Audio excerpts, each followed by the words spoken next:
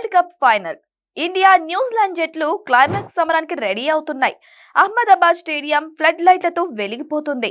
ప్లేయర్లంతా match practice లో బిజీగా ఉన్నారు. భారత బ్యాటర్ ఇషాన్ కిషన్ ఒంటరిగా డ్రెస్సింగ్ రూమ్ లో కూర్చుని ఉన్నారు.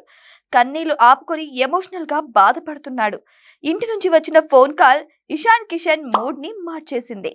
కజిన్ సిస్టర్ వైష్ణవి, ఆమె భర్త ఇద్దరు రోడ్డు ప్రమాదంలో చనిపోయారనే వార్తతో ఇషాన్ కిషన్ గుండెల్లో తుఫాను ఏడుపు ఆపుకోలేకపోతున్నాడు.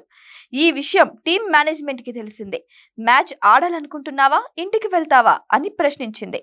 ఆ క్షణంలో ఇషాన్ తీసుకున్న నిర్ణయం టీం మేనేజ్మెంట్ ని షాక్ గురి చేసింది.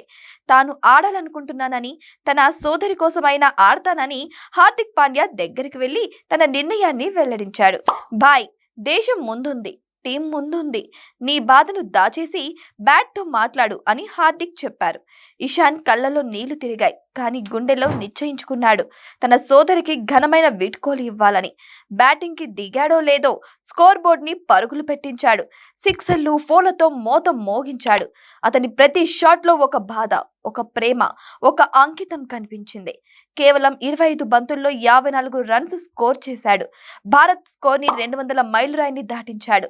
ఫైనల్లో తాను స్కోర్ చేసిన ప్రతి పరుగు తర్వాత ఆకాశం వైపు చూసి మనసులో తన సోదరికి అంకితం ఇచ్చాడు. చెల్లి వైష్ణవి, ఇది నీ కోసం అనుకుంటూ ఆడాడు. ఫీల్డింగ్ లోనూ 3 అద్భుతమైన క్యాచ్లు అందుకున్నాడు. మ్యాచ్ ని భారత్ కి అందించాడు.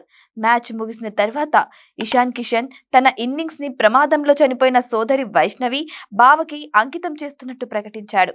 వారి కోసమే తాను బాధని గుండెల్లో దాచుకొని ఆడానని కన్నీళ్లు పర్యంతమయ్యాడు. దేశం కోసం ఇషాన్ తీసుకున్న నిర్ణయం అందరినీ ఆశ్చర్యపరుస్తుంది. ఇషాన్ కి హ్యాట్స్ ఆఫ్ చెబుతున్నారు.